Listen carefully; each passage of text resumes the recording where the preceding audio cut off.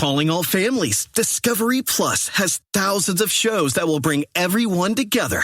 Stream exclusive originals like Chop Suites and Design Star Next Gen. Plus, explore a huge collection of family favorites like Planet Earth, Cake Wars, Mythbusters, and many more. All for just $4.99. Discovery Plus is the streaming home for the whole family. Plus so much more. Start your free trial today. Customize your Master of Divinity with Fuller's new MDiv concentrations. Strengthen your ability to use and interpret Scripture in various contexts while learning from Fuller's world-class faculty.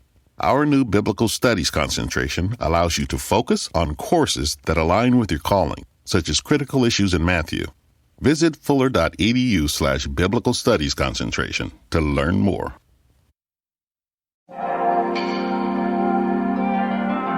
I don't know what most white people in this country feel. I can only include what they feel from the state of their institution.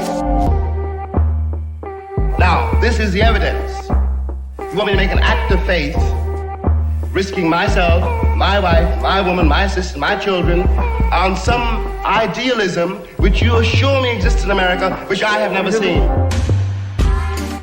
Welcome to Black History for White People, a podcast where we educate, resource, and challenge white people about Black history. I'm Brad, and on today's show are my co-hosts Katina and Garen. Today's topic is Juneteenth. We first cover what was going on in the nation before the Emancipation Proclamation. Then we zoom in on Texas specifically and what the culture was like, share some stories from the past, and tie the through line to why and how people celebrate Juneteenth today. We hope you enjoy the discussion.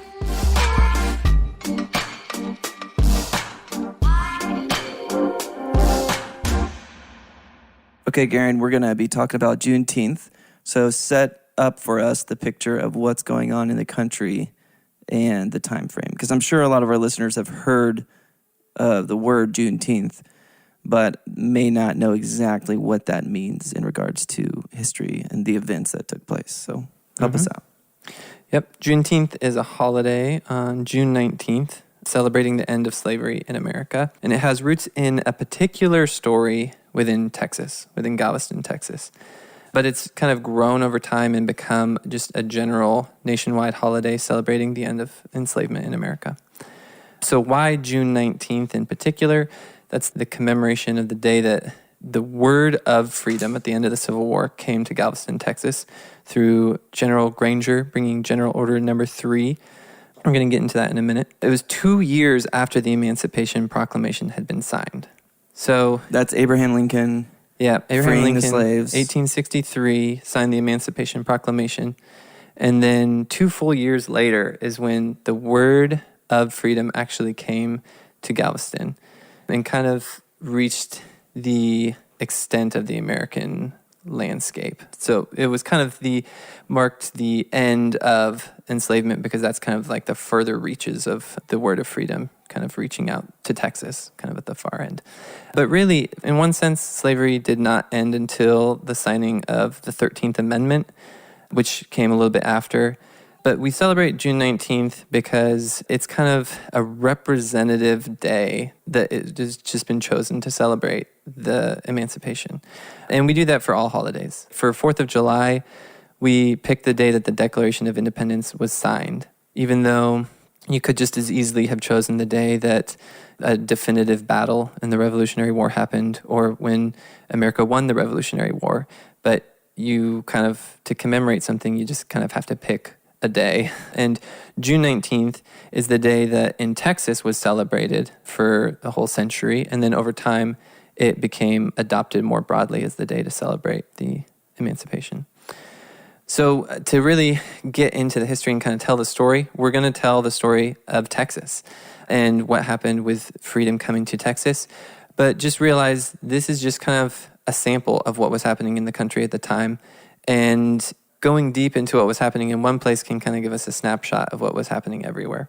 The Harvard historian Annette Gordon-Reed said, "It is really a very Texas move to say that something that happened in our state was of enough consequence that it should be celebrated nationwide." So, I mean, just being from Texas, I think it's a very Texas thing. But Texas formally invites the rest of the world into celebrating. Yeah. I mean, no offense. We live in Texas. We're in Texas. Yeah, we're in Denton, in Texas. So let's go into Texas history. First of all, people have the wrong conception of Texas. People who don't live in Texas. When you hear about Texas, most people, what's conjured in their minds is cowboys and ranchers.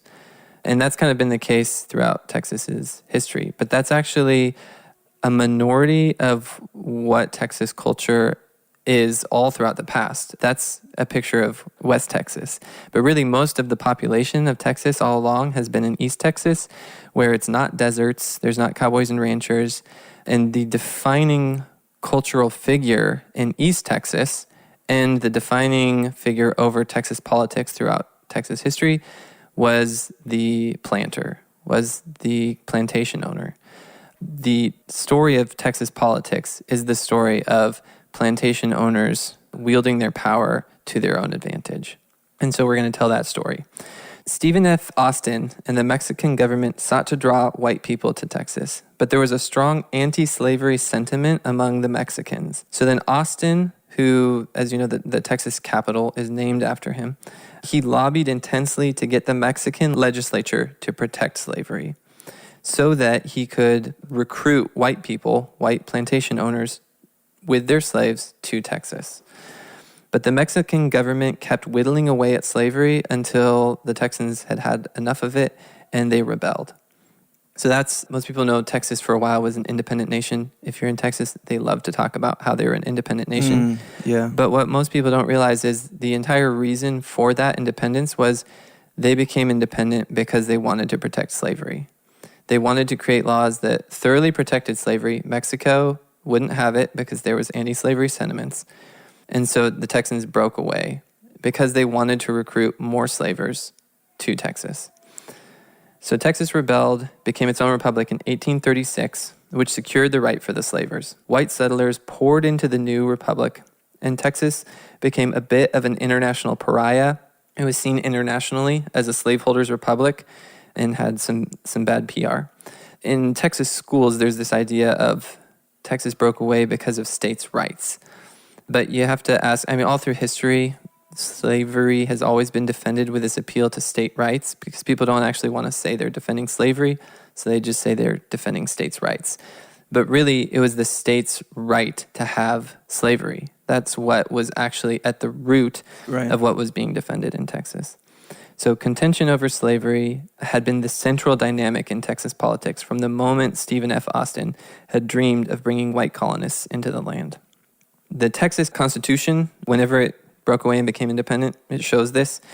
Section 6 of the Constitution says, quote, "All free white persons who shall immigrate to this republic and who shall, after a residence of 6 months, make oath before some competent authority that he intends to reside permanently in the same and shall swear to support this Constitution and that he will bear true allegiance to the Republic of Texas shall be entitled to all the privileges of citizenship." In the state constitution, they're explicitly limiting citizenship to the free white citizens. And then 3 sections later in section 9, they say, "Congress shall pass no laws to prohibit immigrants from the United States of America from bringing their slaves into the republic with them and holding them by the same tenure by which such slaves were held in the United States. Nor shall Congress have power to emancipate slaves.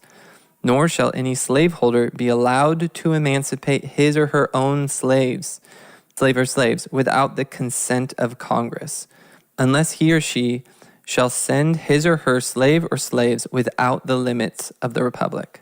No free person of African descent, either in whole or in part, shall be permitted to reside permanently in the Republic without consent of Congress."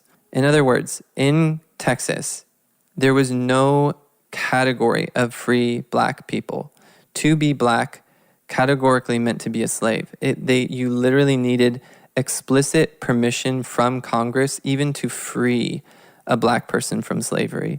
And they had to then leave Texas or else have explicit permission from the Congress to stay. And that was actually more strict than the laws throughout the rest of the South. So slavery was central to the identity of Texas. Slavery was central to the culture of Texas. Annette Gordon-Reed, again, Harvard historian, said, "There's no way to get around the fact that whatever legitimate federalism-based issues were at play, slavery was a central reason Anglo-Texans wanted out of Mexico." So then Texas joined the U.S. Again, they had a bad PR because they were just seen internationally as a slave republic. And so they joined the U.S. in 1845. 16 years later, they joined the Confederacy in order to protect the very slavery that they had already been chasing all along. So that was in 1861, but the Emancipation Proclamation was signed in 1863. And so zooming out a little bit, we've talked about this a little bit before, but the Civil War was on the South side. Like, as far as the South was concerned, it was entirely fought over slavery, to protect slavery. The South saw that the North was whittling away at the laws that were protecting slavery, and so they rebelled in order to preserve it. But as far as the North was concerned, the North was not motivated by this noble attempt to end slavery. The North was entirely motivated by a desire to keep the Union together. Right. And so W.B. Du Bois, in his history of this era, commented that not 1 in 10 of the Northern soldiers would have been willing to fight if it had really been a war to end slavery. Because in the North, they were also white supremacists, almost universally. Even the abolitionists in the North were openly white supremacists for the most part. They just thought that slavery was wrong. Right. So the North was not motivated by good intentions. And that's why the Emancipation Proclamation didn't happen until 2 years into the Civil War. It wasn't that Lincoln freed all the slaves and then fought a war to enforce that. The war was already happening. And then halfway through the Civil War, the North was getting a bunch of refugees coming up from the South, black people who were running away from slavery. And they started to realize, hey, if instead of returning them, as they had been doing, if we actually just kind of recruit them into our army, then we could get a strategic edge over the South, and that could actually turn the tide of the war. And so then there was this pragmatic move on the part of Lincoln to emancipate the slaves as a way to try to recruit enslaved people to the cause of the North, both to gain soldiers and to deprive the South of the laborers who were keeping their economy afloat. There's a mixed bag where in the Civil War, again, it was fought over slavery on the part of the South, which they deny, and that denial needs to be firmly kind of rebuked, that no, the South was fighting the Civil War, not to protect states' rights, but protect and preserve slavery.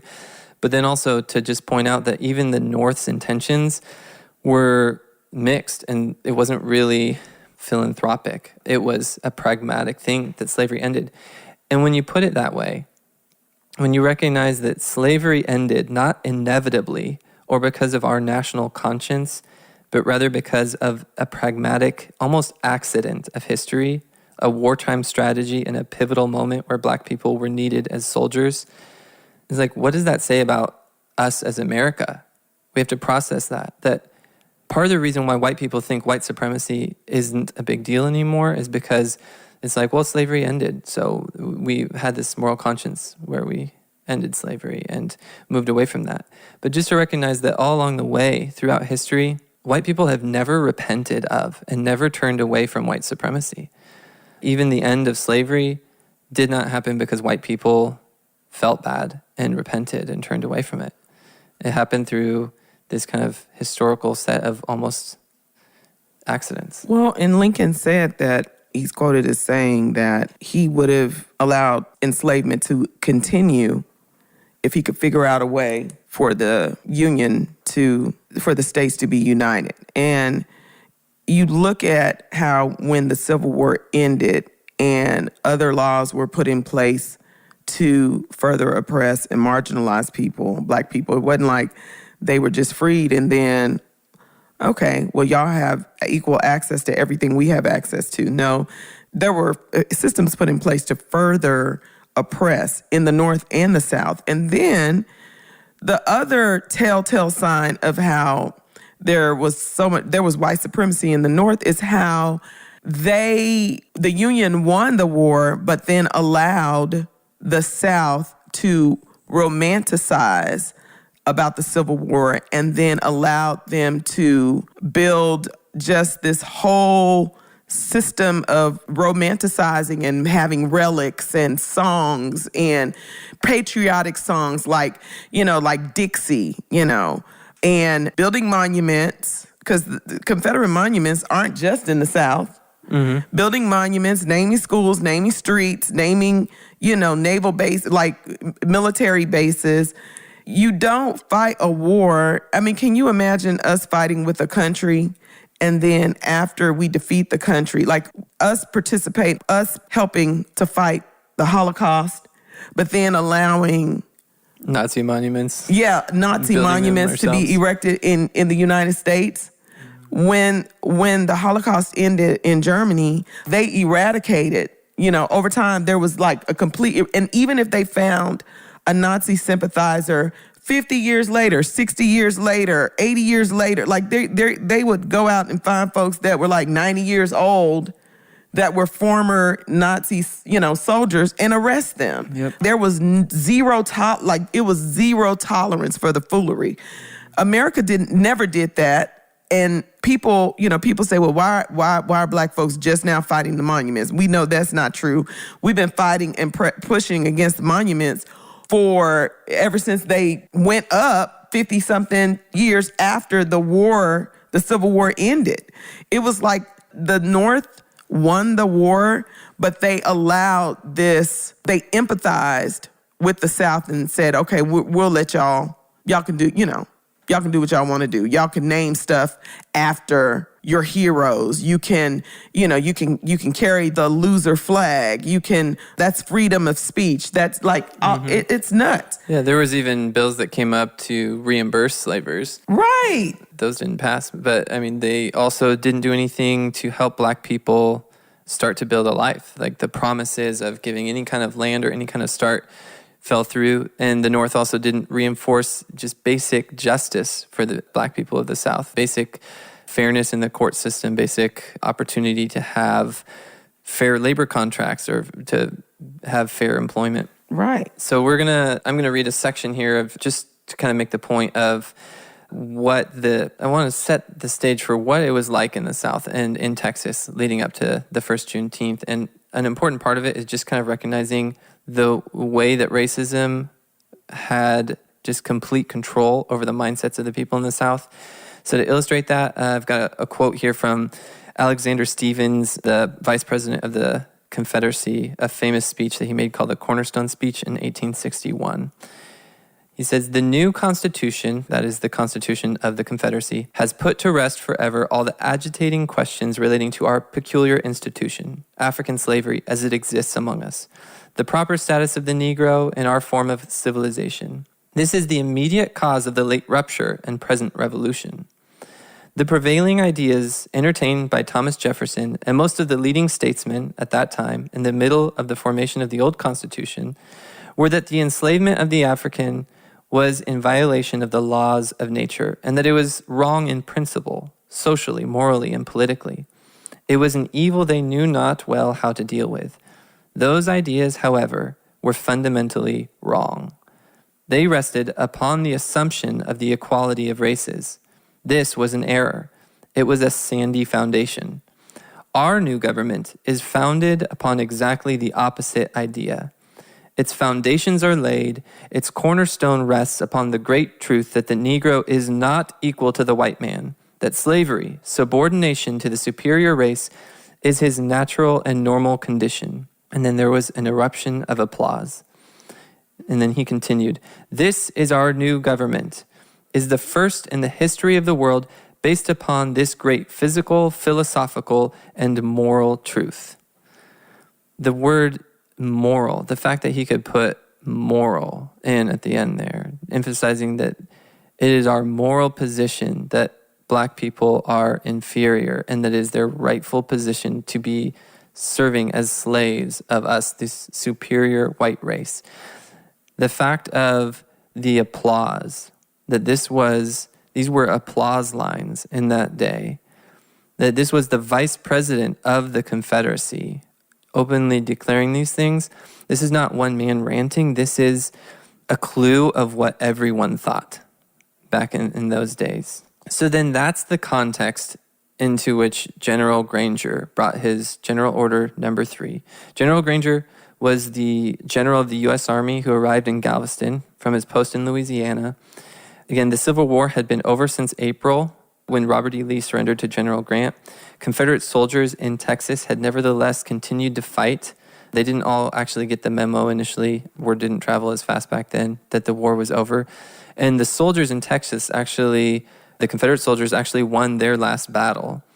So from the Texas perspective, a lot of white people in Texas were very reticent to submit to this new reality of the end of slavery because from their conception, they had most of them been part of an independent republic in their own lifetimes. It was 16 years after they had been an independent republic. And they had won their last battle. And so they didn't really consider the loss of the Confederacy to be their own loss. And they were very bitter and slow to submit to this new reality of the end of slavery. And then into that came this General Order Number 3 saying, the people of Texas are informed that in accordance with a proclamation from the executive of the United States, all slaves are free. This involves an absolute equality of personal rights and the rights of property between former slaves and masters. And the connection heretofore existing between them becomes that between employer and hired laborer. The freedmen are advised to remain quietly in their present homes and work for wages.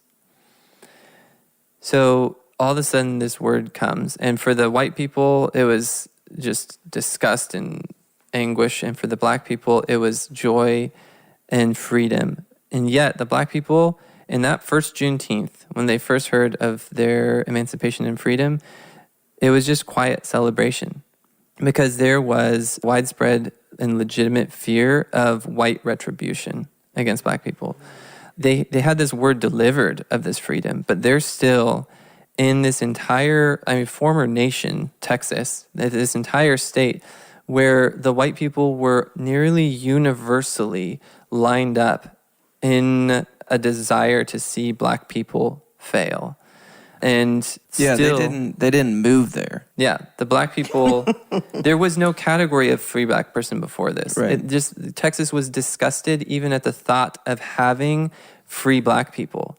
So even the black people who were freed prior to this were sent out of Texas.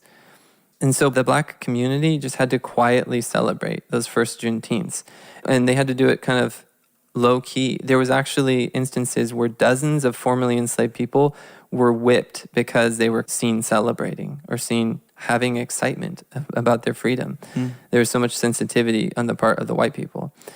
So all over the South, but especially in Texas, white people unleashed a torrent of violence against the freedmen and women, and sometimes against the fellow whites who supported them. There were some states where there were multiple lynchings every day of black people throughout Reconstruction, as white people used terroristic violence to try to re-subjugate the black people into something as closely resembling slavery as they could achieve. And again, there was no repentance.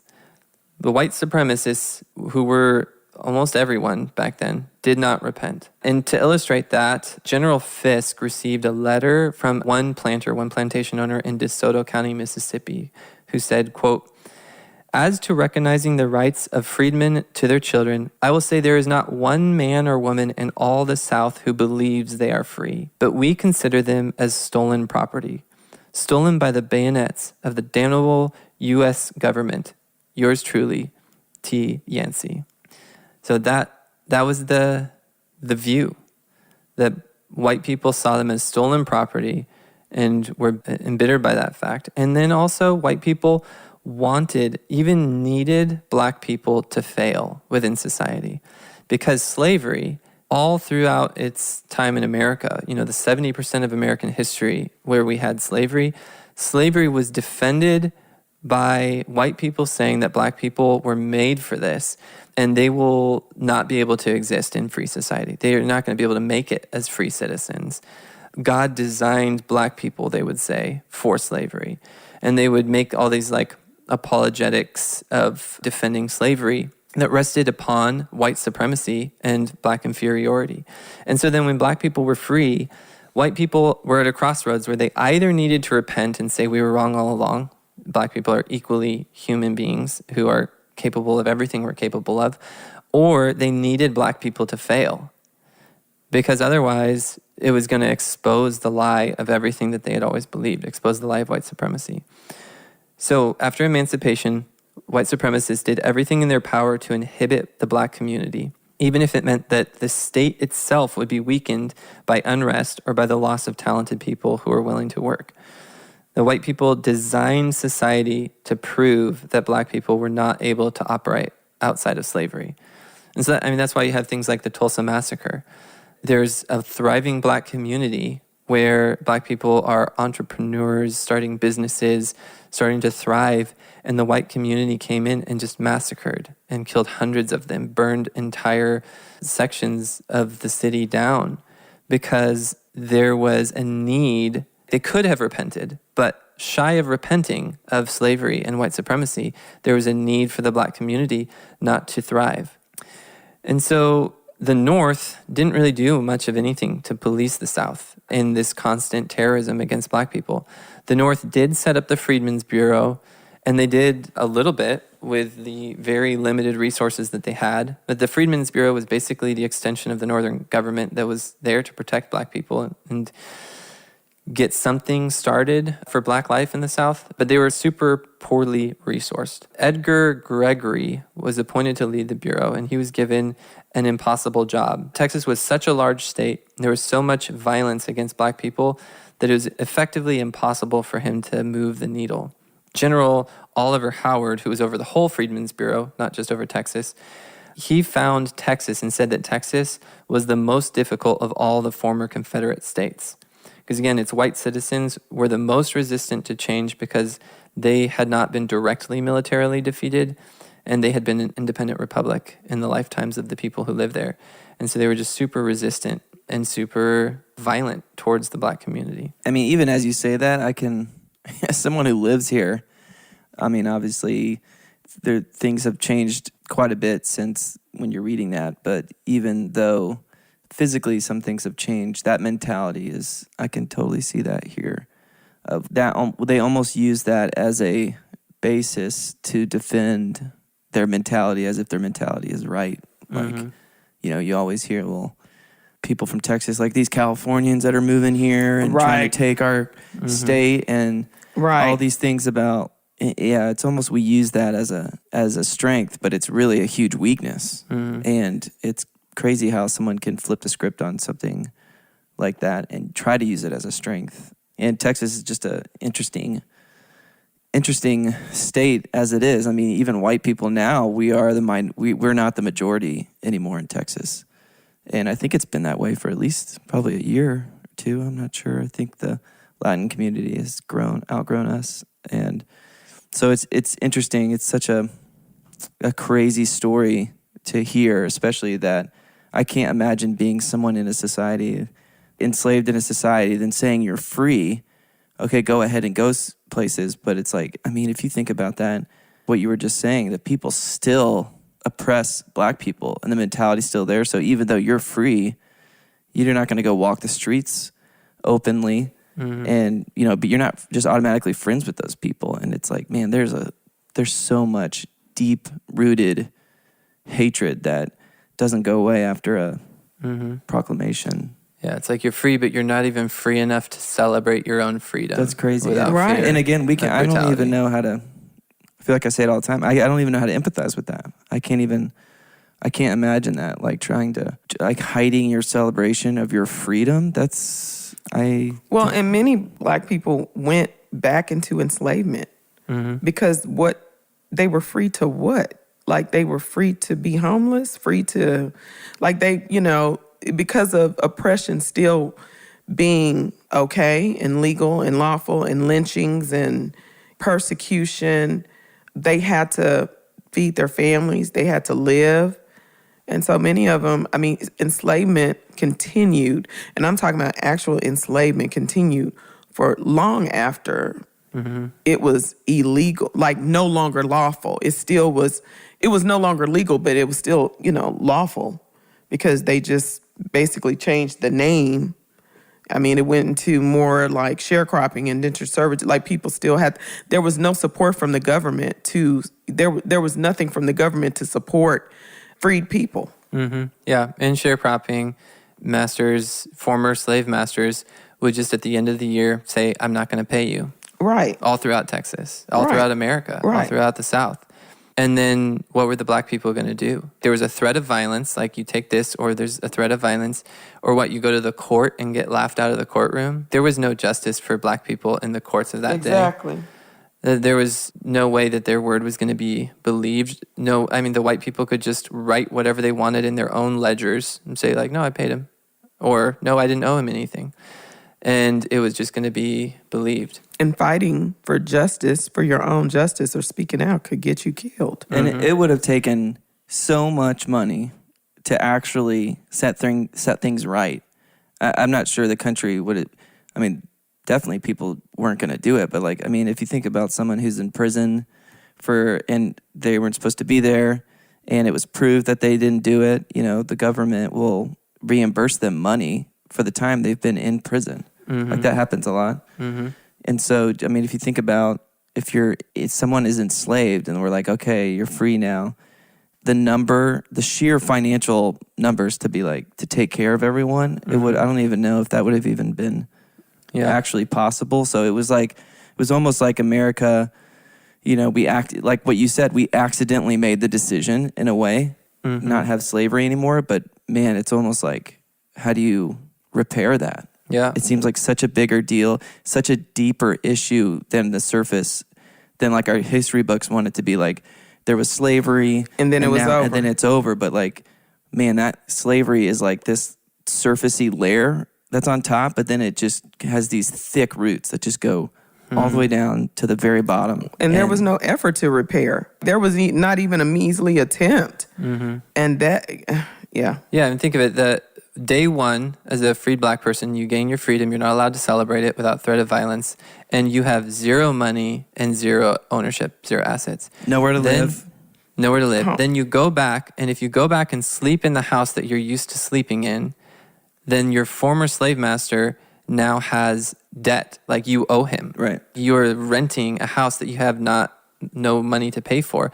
And so immediately black people went not into freedom, but into debt for their former slave masters who had no good intentions for them and were bitter and considered them stolen property. Right. And so you paid with your body, just like you did in enslavement. Mm-hmm. And they were continued to be forced to work. And so a lot of white people conceive of it as if black people were free from that point. But just to illustrate where Texas was 75 years after emancipation, for 75 years, for more than that, there was brutal terrorism, brutal violence, lynchings that was executed against the black community in order to force them into subjection. And I just want to read one account. And I chose this particular account of something that happened in Texas because you'll see through the story itself that it illustrates how much widespread acceptance and complicity there was. At the end, there's literally a white audience that's cheering to celebrate what happened. So Bob White in 1940, Bob White was a black man he was in a consensual but secret relationship. It was an adulterous relationship because the woman was married. But he was in a relationship with Ruby Cochran, and they were together. Bob White openly talked about this to members of the black community. Ruby Cochran was a white woman who was married. Her husband then found out about the relationship. And just broader picture of what happened back then is if you were a white woman, even with white supremacy being what it was, there's nothing in the human brain that's going to make you just automatically not be attracted to black men just because you see them as less than human. Like white women still were attracted to black men and still oftentimes would be in relationships with black men. But then what would happen is if that relationship was discovered, because of white supremacy being what it was, you would be completely ostracized and potentially even violently treated or killed as a white woman if you were in a relationship with a black man. And so pretty much universally, whenever one of these relationships would be discovered, which they would be, universally, white women would accuse the black man of rape. That's just what happened, because it's either you do that and you'll be believed, because nobody could conceive of you as a white woman actually wanting a relationship because they were so racist. So you would be believed, or you just like throw away your life. And so universally what would happen is the white woman would accuse the black man of rape, and then the black man would never be believed and he would be lynched. That's just what happened. So all throughout the South, this was a very common pattern that was practiced. And so in this instance, Bob was to be essentially lynched, but it was through the court system. Sometimes lynchings were extrajudicial, but sometimes they happen through the judicial process just being twisted.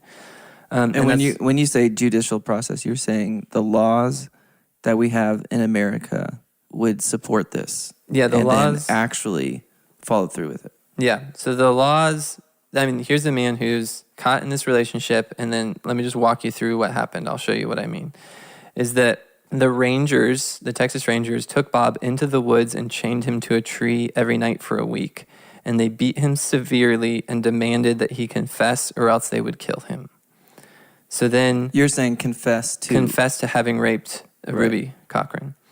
So they beat him severely. He didn't have a lawyer. He couldn't read or write, but they made him sign or put his mark on a confession, on a signed confession that he couldn't even read. And then, having that confession, they took him and set up a court, kind of a show trial in front of an all-white jury. And this is what I mean. It was essentially a lynching, but it's through the judicial system. It's like the trial is a foregone conclusion that he's going to be convicted. It's an all-white jury, and they sentenced him to death in the electric chair. So that's what happened locally, but then at that time, some of the federal government figures were, this is 1940, so some of the federal government figures were kind of cracking down on lynchings and the way that justice was miscarried throughout the South. So the case was appealed and a new trial was ordered. So then White was again convicted, and then that was appealed to the Supreme Court in 1941. So the Supreme Court then overturned the conviction a second time, saying that White's constitutional rights had been violated, the way he was beat and threatened in the woods, which, yeah, that's a no-brainer. So then... Great job, Supreme Court. Yeah, so it went back to another trial, a third trial. And so then in June 1941, W.S. Dude Cochran, the husband of Ruby Cochran, walked in front of the courtroom, pulled out a .38, and shot White in the back of the head in front of the entire courtroom, in front of the judge and the prosecutors and everyone, and killed him instantly. And then he handed the gun to the prosecutor and turned himself in to be arrested. He was released on a $500 bond. His trial was just a few days later, and the trial lasted for 3 hours, and the jury returned a not guilty verdict after 2 minutes to open applause in the courtroom. In Texas. 80 years ago. Yeah. Wow. And this is half the time that has expired since slavery ended is when this happened, from then to now. So he was given a not guilty verdict to the open applause in the courtroom, and then Cochran walked out a free man after having murdered Bob White in front of the judge, lawyers, dozens of spectators. Wow, that's like unbelievable. I can't even... I'm like shocked. I was not expecting the story to go there. Mm-hmm. Yeah, that's what society, that's the fear that black people lived in those days. This is like in the lifetimes of people who are still alive today. And they lived in a world that was that racist to the point that you could just openly murder a black man and get away with it because an all-white jury was going to acquit you. And you can, and hopefully people are thinking like, oh man, how is that different from today? So, there's some ways it's hard to believe if that happened now, that same thing would happen. So, like if somebody just came in and shot a guy in court and didn't immediately die, like that. So that part maybe we can agree that it might be different. Yeah, but maybe. Like the shadows of that, the echoes of all-white jury openly murdering black people and then just kind of on bond, or murdering a black or brown person and then you're a few years in prison and then you're good. Murdering someone and because you wear a certain uniform, you don't go to jail. Yeah, qualified immunity and it's hopefully people can I mean, that seems, I think I can probably agree with everyone who's listening right now is probably like, that is absolutely crazy. Yeah, I mean, even today, the Supreme Court issued a ruling, the Batson Rule, that basically said that lawyers are not allowed to strike black jurors from juries. But even today, that happens all the time, that black jurors are way more likely to be struck from juries. And there are prosecutors, where you can look on YouTube and find videos of prosecutors training and teaching other prosecutors on how to slickly get away with dismissing black jurors, how to come up with other excuses. Customize your Master of Divinity with Fuller's new MDiv concentrations. Now, you can benefit from Fuller's world-class faculty and curriculum while focusing on your interests. With our chaplaincy concentration, learn to provide pastoral and spiritual care within chaplaincy settings. Take courses such as Fundamentals of Chaplaincy and Introduction to Pastoral Counseling. Visit fuller.edu/chaplaincy concentration to learn more. Is for why you're getting rid of them, because white people know that an all-white jury is more likely to convict a black defendant. It's actually 16% more likely to convict a black defendant if it's an all-white jury, even today. And and I think what's crazy is that Jury selection is strategy. But yeah, go ahead. yeah, I'm sorry. it is. And it is. And it's super disheartening. And it's like... That's a whole job. But what's crazy is when people are saying, I think what keeps popping up is, man, you're talking about race. We make these things a race problem. And it's like, I hope when people can hear this, even like disparities and stuff of, hey, let's not talk about race. And it just seems to dismiss things that are, we think of a lot of times racism is enslaving black people. It seems like maybe we're getting close to the hump of like, hey, that's not what racism is. That can be what racism is for sure. But racism is exactly what you just kind of described. It's so deep. Okay, we got rid of the surface, but the roots are going down to our jury system, which is affecting whether or not people get killed in prison or not, whether they spend the rest of their lives in prison. It seems so obvious that this is a problem. And here is why it's a problem. Here's how maybe we could solve the problem, but it's just, I don't know. And I know a lot of the listeners of our podcast are probably on the same page as us, but it can be a frustration that like, oh, that's so obvious that this is a problem, that we have systemic issues. And it just reminds me of like anybody that says, we don't have systemic racism in this country. At least with me personally, I can't be like, I don't enter in with that person anymore. I'm done. I don't have the energy or the desire to want to teach someone that just inherently doesn't believe that there's systemic racism in our country. So I just, I'm good. We're just probably not going to talk about this. But it's these little things, these huge things that you're just talking about in the context of Juneteenth that seems so obvious that there are problems. Black people have to work around it all the time because we have to exist in spaces that are not safe for us, because we got to work and we got to feed kids and we got to eat, we got to live, we got to go to school, we got to do all the things. So we're having to, oftentimes we're not able to walk away from microaggression and the crazy things that people believe and how people want to prop us up, tokenize us. It's a beatdown, and then we have to pick and choose which fight we're going to enter into. Yeah. If you're a black person and your boss does something that's racist. That's exactly what I was thinking about. Your boss. Like, what are you going to do? You don't really think, they will see your black body and think, well, this is a black person that's among us, so I'm just going to ask them. And what do you expect that black person to say if you're paying their paycheck? What do you think that they're going to do if they, it's nuts. Yeah. And I want to just say a note here on with the story I just told, this story of this lynching in 1940 with Bob White.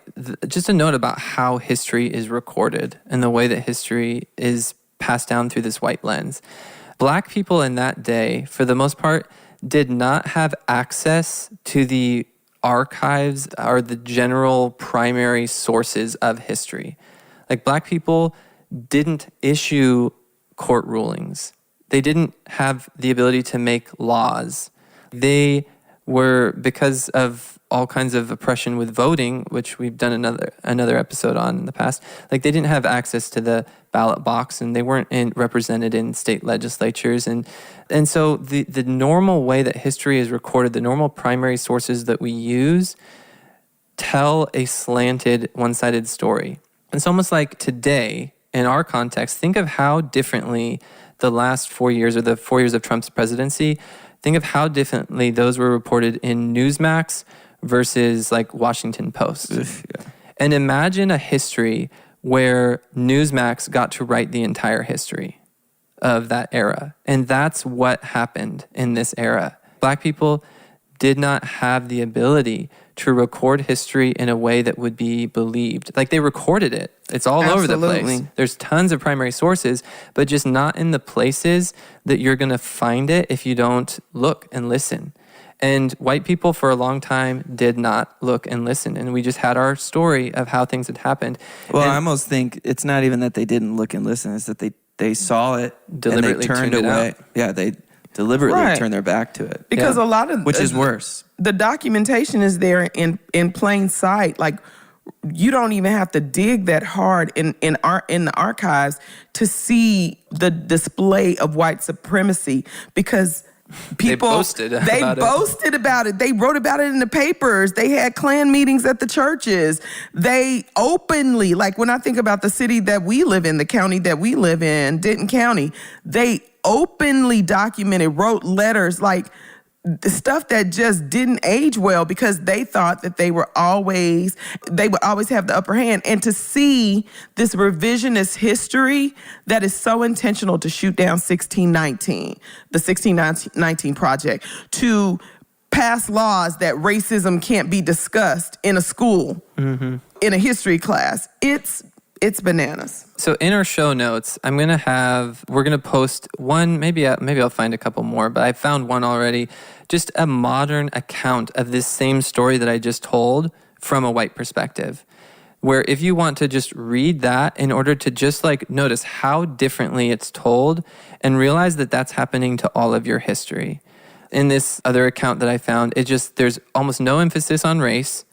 It's just passively mentioned that he happened to be a black man. But it's just said that he raped the woman, and then that the Supreme Court struck it down. There's all these trials, and then this husband defended his wife's honor because she'd been raped, and so then he killed the man, and then it gives this quote, this emotional quote from some journalist back then about how something about this man having the right to defend the honor of his wife, and who wouldn't. And that's the telling that's told, even though from the story that I just told, you now know and see how distorted of a picture that gives. And that's what happens to all of our history. It just emphasizes the importance of listening to the victims and the oppressed, because they're not going to have the power in any society, not just in America, but just all throughout the world. The oppressed people are precisely the ones who don't have the microphone to tell you if you don't listen to them and believe them. Well, what's so interesting is that people try to have so many degrees of separation and time from enslavement and oppression. And so Viola Fletcher, she's 107 years old, and she just testified on Capitol Hill with her two younger brothers about the Tulsa Race Massacre and her experience. Her vivid memories, her trauma, the fact, advocating for reparations. So it's crazy that they're, like you said, my parents, people's grandparents, there are people who are still alive that either witnessed or saw their relatives endure, or that saw oppression, like Black people saw it firsthand and experienced it firsthand. But you know who's also alive? The people who did, the domestic terrorists, the white supremacists. It's so funny that we want to suppress all of this because we don't want to see Paw Paw as the racist that he was, because he was lynching Black people. It's real. Mm-hmm. If Viola Fletcher is alive, then there are probably people who participated in the Tulsa Massacre that are alive. Yeah. But they get to hide. Why are they not in prison? Emmett Till's accuser, she's still alive. That 14-year-old boy was slaughtered. She never went to jail, and she admitted that she lied after many years. There are many white supremacists who get to just recreate themselves. And they're probably some of the same people who advocate for the revisionist history, who are voting and pushing for voter suppression. You know, they're participating. Yeah, it's almost like, and this ties into a couple of things that we've said. It's almost like, imagine that you have like a game night and you're playing Monopoly. And for the first half of the game, all the white people are just stealing the property from the black people and taking all their money and all their, and everything. And then partway through the game, the white people gradually start to play by rules that are more fair a little bit. And they kind of stop stealing some of the properties and money, but they keep the ones that they already have. They keep all the stolen properties. And so then black people in America now are playing with basically nothing. And then white people are like, well, now we play by fair rules. Now I don't treat black people unfairly. I happen to hold Boardwalk and Park Place, that I've had those, they've been running in my family. But I charge, whenever black people land on Boardwalk and Park Place, I charge them the same amount that I would charge a white person who lands there. And so it's this legacy of unfairness that has grown even over time, like this growing and the vast inequality that's a legacy of racism. And the generational disparities. Yeah, and white people can feel like they're being fair if they define racism as I treat black people and white people the same, without actually, there's never been a repentance of the history of the legacy of the unfairness of the past. And Brad, to your point about the roots, America never uprooted the tree of racism or white supremacy. Like, we didn't even cut the tree down. We just gradually reduced the portion sizes of its fruit that we would eat. And we judge people of the past because we can see that their racism was a little bit like too strong for today. It's not acceptable by today's standards, but we continue down the same path and eating the same fruit, just with lighter portion sizes. And there's never been a moment that you can point to in American history where we have actually repented of white supremacy or enslavement. So speaking of all of that, people are going to ask, like, what can I do? So let's talk about what they can do. Yeah. What does it look like then, with all this as history, to celebrate Juneteenth? It's been a holiday that all along has looked back upon this promise that was never fully realized even in that day. Like, emancipation didn't fully happen then. And it's a promise that even to today is not fully realized. Millions of black people, I just read an article this morning about a black man in prison for life without parole for marijuana possession. And it came up and there was a chance for that to be overturned. I think this was the state of Mississippi. And they didn't overturn it. They just kept him in prison for life for marijuana possession. So this is something that has happened and is still happening today. And so it's just a very mixed emotion thing to celebrate Juneteenth, because it's a promise that's not really fulfilled. And yet, it's something that needs to be elevated in society, both like the learning of true history, and it is right to celebrate equality. It's right to celebrate black people, in a sense, on paper, being made equal, even though it wasn't fulfilled. And so I think there's this tension, but it's also like a good thing to celebrate, even at the same time that the reality has not been fulfilled. Well, there's a tension in the black community because many black people, and I'm torn, because many black people don't celebrate Juneteenth and are like, I wish I would celebrate, not being told that I was free until however long later. I wish I would celebrate that mess. Like, why do we celebrate our oppression? Why do we celebrate these delayed, deferred American white supremacist benchmarks? Why do we uplift them and elevate them? But then on the other side, it's a story of our perseverance, our tenacity, how we have stood on each other's shoulders, black people, how we it's a celebration of us. I mean, I'm torn. I have many Black friends, and I know many Black people that speak against celebrating something like Juneteenth, but then I have many friends, many Black people that absolutely celebrate it, and I'm somewhere stuck in the middle. I've always participated in the Juneteenth activities here in Denton. It's one of the oldest documented Juneteenth celebrations. I think they started celebrating in, I can't remember what year, but it has a long, ongoing, like, documented history in Denton. And so... And I can even... It's hard for me to empathize with a lot of the situations that we talk about on this podcast, but I can understand why that's a tension for Black people. Yeah. I can understand why celebrate it. It seems like such a cheap, fake 4th of July. Yeah. Right? I think it's like 4th of July, we kind of... is freedom and stuff, but it's not actual... what we're... July 4th, that is not the bedrock of the holiday. Mm-hmm. And if we're going to talk freedom for all people, I mean, Juneteenth is certainly more of a holiday for that than July 4th will ever be.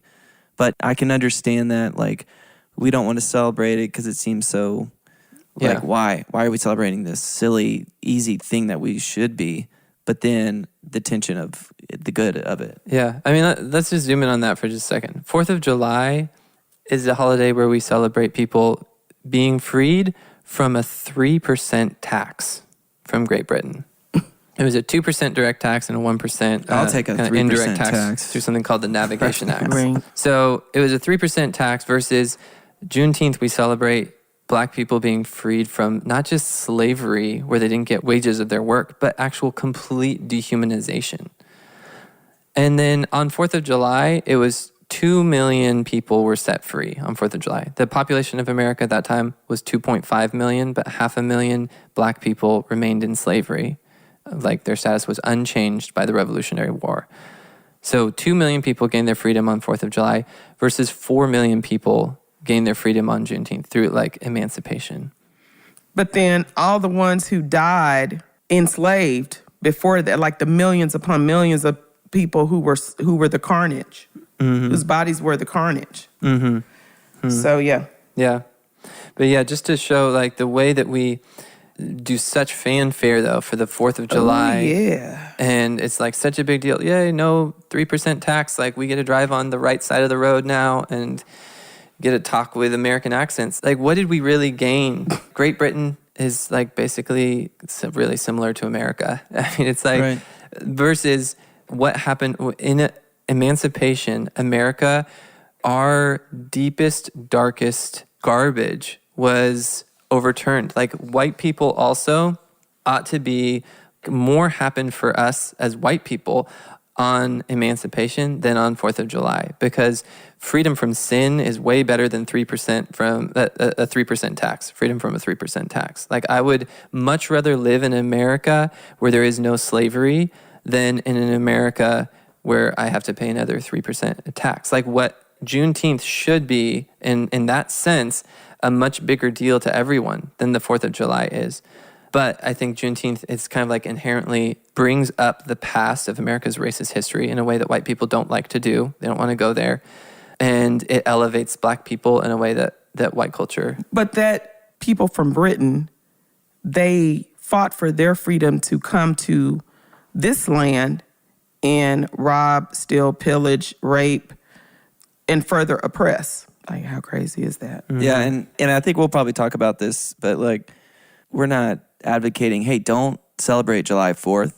But I think with most holidays, and I mean, there's some holidays we certainly would be like, yeah, I'm not going to celebrate. I don't celebrate July 4th. But I think when, like, my family and I were going to go, I buy some fireworks and shoot some stuff off. But I think it's a time to actually let's talk about what actually happened. Like, what are we really doing here? I mean, I think let get with your friends and cook out and do all the stuff. But let's be real about what actually happened and what actually is July 4th. You know what I mean? And not from the revisionist history, July 4th. So I think it's one of those things where there's certainly some holidays, Christopher Columbus Day.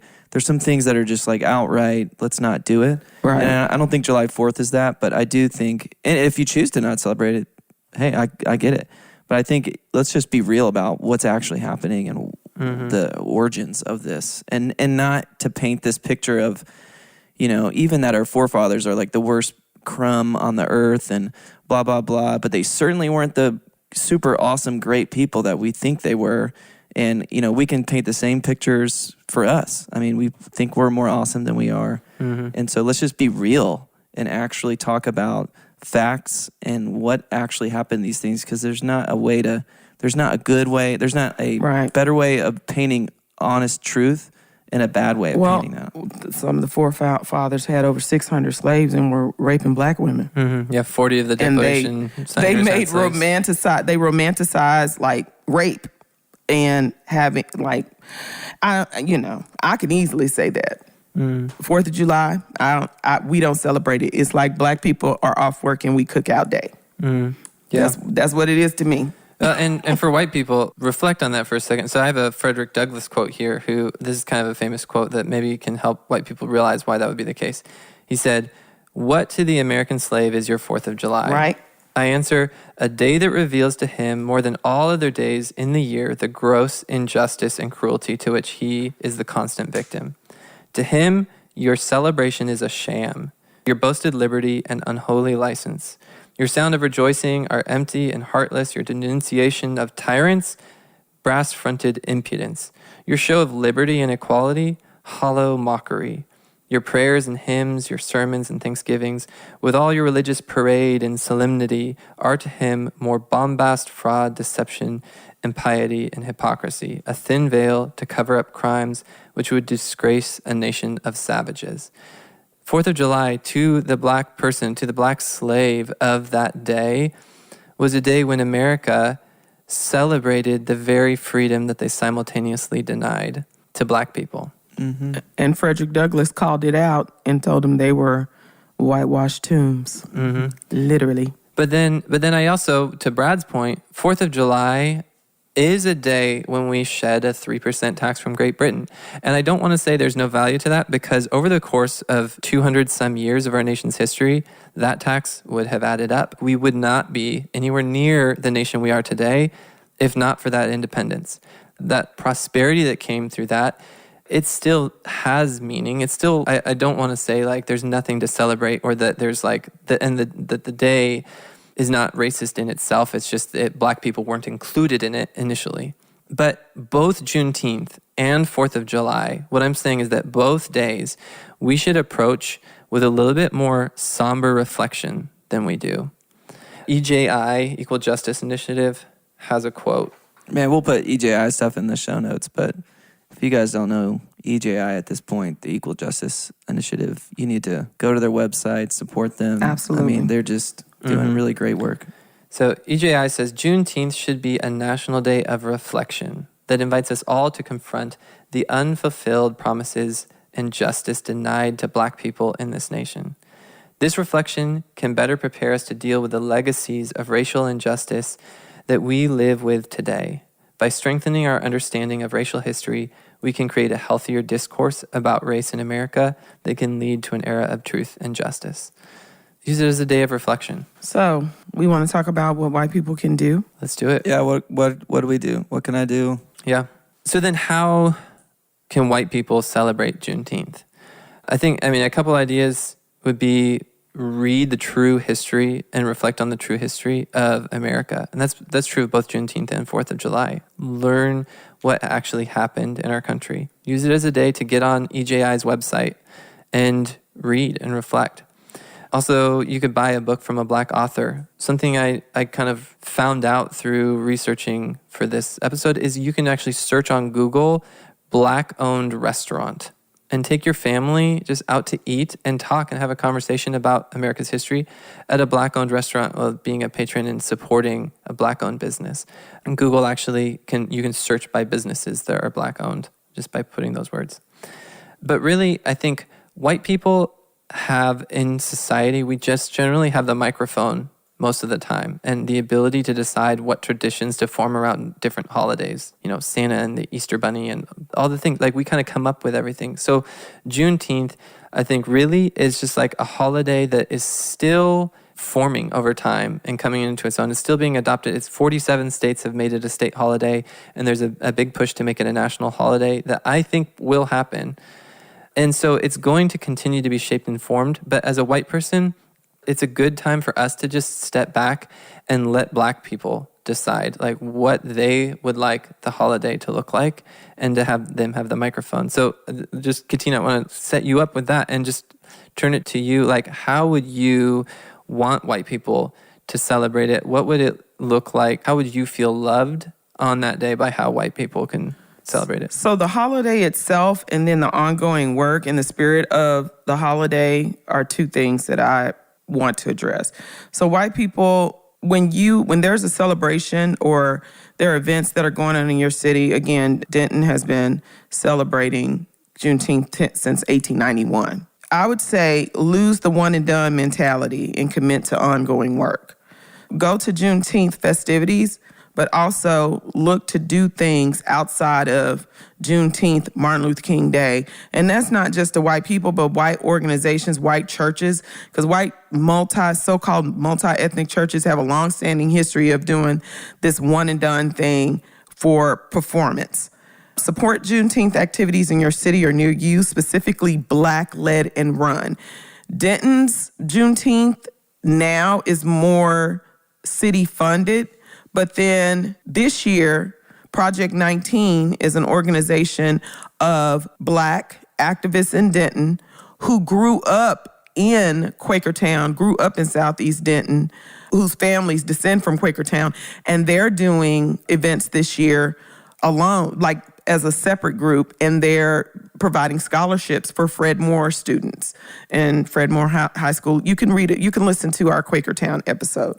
But support Juneteenth activities in your city or near you, specifically Black-led and run. Attend with a heart of humility as an ally and not a spectator or consumer.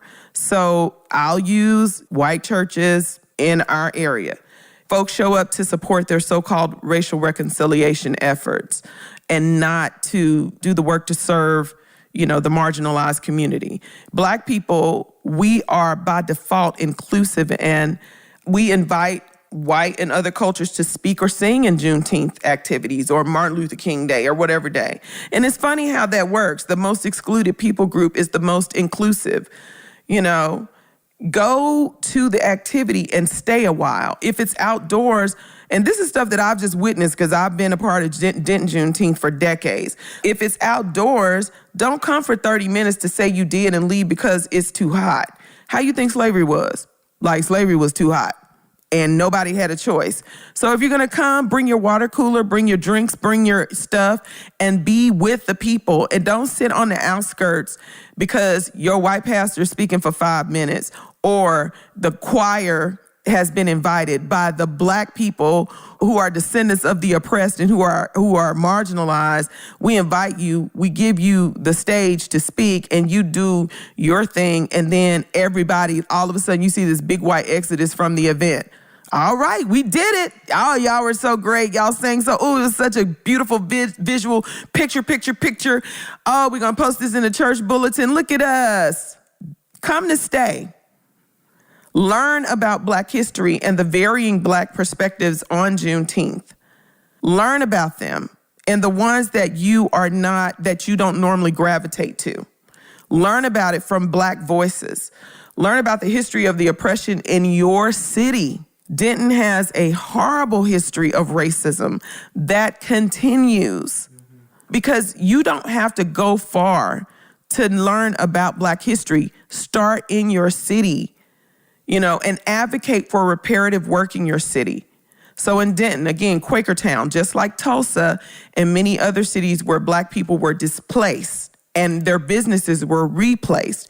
That's probably happened in every major city in the country, but in several small towns all throughout the country. So leveraging your privilege to advocate for reparative work, look around the town.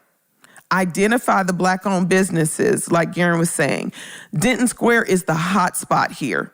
It's the tourist attraction. They make a lot of money for that overpriced coffee and overpriced food. They make tons of money. Like, what we don't need in Denton is another coffee shop. or pizza joint. But what we do need in Denton is for reparations that Black businesses that were once on the square and run out, that they be restored. Advocate for Black-owned businesses. Don't just go to the catfish place. Help the catfish place get in the hot spot. You know, Clara's Kitchen is a Black-owned restaurant that is operating out of this little small place. Put some coins into getting them on the square. Engage in Black commerce. Don't just take yourself to the Black-owned place. Get your friends together and put some money into and push and write your local officials and help leverage your privilege to get these businesses on the map. Yeah, restored. Yeah, restored.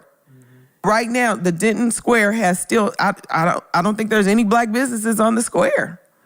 You know, write your city council about leveraging resources for Black commerce. Support Black churches and pastors, because this history of racism and oppression in this country, Black churches, Black faith-based organizations for centuries, even when they were just meeting out in the woods in the middle of the night, away from the white gays when they were supposed to be in their shack. Even when that's where the roots of some of this stuff is. Some of these churches were like outdoors, that type of thing. And then many of these churches formed so that Black people could mobilize to just do the best they could to protect themselves from, the oppressive community that they live in. So support these Black churches that have been around. Many of them, have been around for over 100 years. Get to know who these Black pastors are. Don't just show up on again, Juneteenth or MLK Day to show your face for a photo op. See if they need a new air conditioning system. Notice the building that they're in and put some coins behind restoring their buildings or helping them to get new buildings. Support Black-led advocacy. That's important because there's so many white people. I was talking to a family this weekend that and reading these articles about how Black death and oppression has been monetized by white people, who may give a little bit percentage of their book or whatever, but they're still, their fame. Everybody wants to hear a white person talk about Black history and a white person. They want to read a white person's book, Robin DiAngelo, but you don't want to read Austin Channing's book. And her book is amazing, and it's from a Black woman's perspective and experience. So identify those creatives and businesses and consultants and the Black Chamber of Commerce. Denton has one. And the Black-led events, specifically the Black-led, the Black mobilized events. And then go in with the spirit of humility to not just spectate, but to humbly, participate and do the reparative work.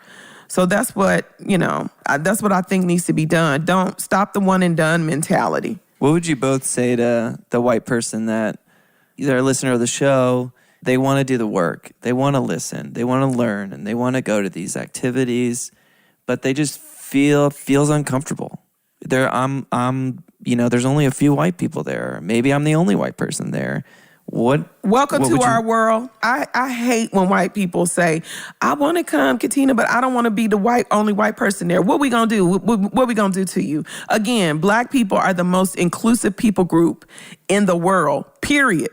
Point blank. We always go, I don't know why we do this, because personally, we always go and seek out. Like, I have white people that support the things that I do, but it's a natural, organic thing. I'm not seeking white people just to seek white people. But by and large, we always seek to include others in the things that we do. So get over yourself. If you're afraid to step into a space where you're the only white person, then that should incentivize you to think, like, if I feel this way, how have Black people felt this whole time? Mm-hmm. Stop centering yourself. Yeah. Stop centering yourself. Like, you're not, the moral of the story. You're not the sun and the moon on which all of this should hang. Like, step into the experience of Black people. Know that we're the only Black people most often, and there are not safe spaces for us oftentimes to gather and mobilize. And you see this history of oppression, lynching, all these things that happen when white people would gather and how black people would be slaughtered, or when white women cried, how black people would die. And so you going somewhere and being the only white person proves that folks saying I don't see color is a lie. Because when you're in a space with all black people, you are very aware of your difference. And fear is most often the default emotion. Welcome to our world. Mm-hmm. Yeah, that part of your brain that is uncomfortable in that moment is telling you something that's not true. I mean, it's like a false reality that you in that moment need to be nervous or self-conscious. Black people are people, and they're just people like other people. Yes, there are the realities of oppression, and there's ways in which we should advocate for black people to undo oppression. But in that situation where you're going and you're in a room with black people, it's like your brain has been fed over the course of your life a false truth about who black people are from media, from just the culture that we consume. There's this idea of, we've talked about this in past episodes, that media overrepresents black criminality or black poverty in a way that's completely unfair and a lie. And so in that situation, just train your brain to think rightly about black people. And the way you do that is by going and just start a conversation. And step into the discomfort. Walk through the discomfort. Mm-hmm. Like Garen was saying earlier, yield the microphone. Yield the microphone, because what we don't need is another white savior. What we do need is to amplify and uplift black people that are already doing the work. Black people should be leading in every regard. You know, they should be leading this revolution. They should be leading this work. Get behind a black person instead of propping up a black person for your event to pat yourself on the back. Uplift a black person, because black people need to be uplifted, and they have everything to offer. And they have more to offer this conversation by sheer experience. Mm-hmm. Even though I have never been enslaved, my great-great-great-grandfather was, and my great-great-grandmother who helped raise me told me the tales. And it's our perspective and our experience that matters the most in this conversation. So get behind us. I mean, even you talking about the inclusivity of the black community, part of that is because when you have been a victim of being excluded, then you know how that feels.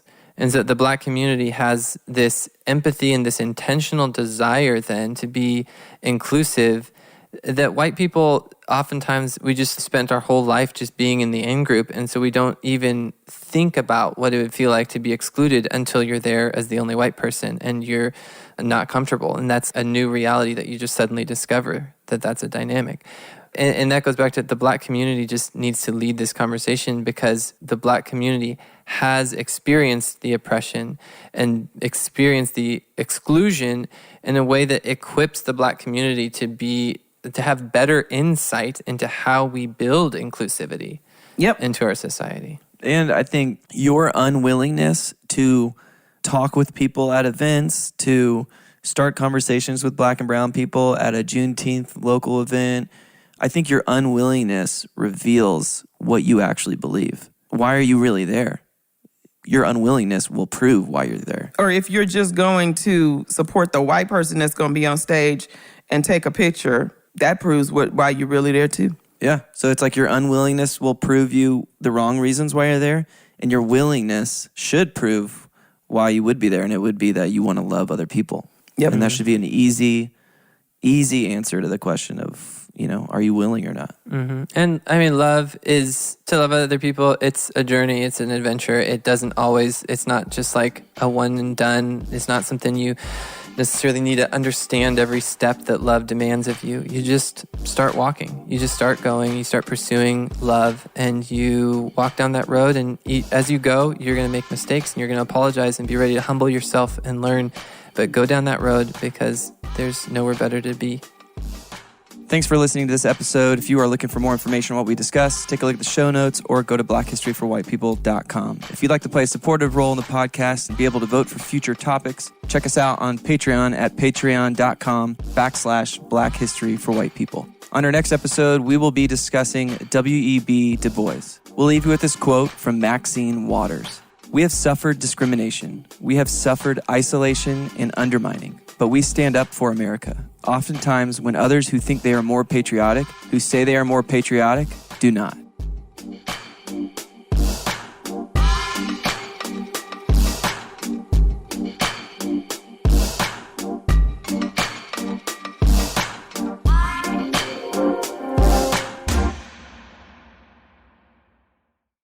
Customize your Master of Divinity with Fuller's new MDiv concentrations. Now, you can benefit from Fuller's world-class faculty and curriculum while focusing on your interests. With our chaplaincy concentration, learn to provide pastoral and spiritual care within chaplaincy settings.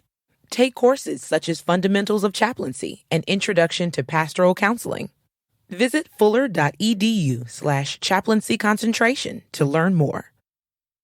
Calling all families, Discovery Plus has thousands of shows that will bring everyone together. Stream exclusive originals, plus a huge collection of family favorites, all for just $4.99. Discovery Plus is the streaming home for the whole family, plus so much more. Start your free trial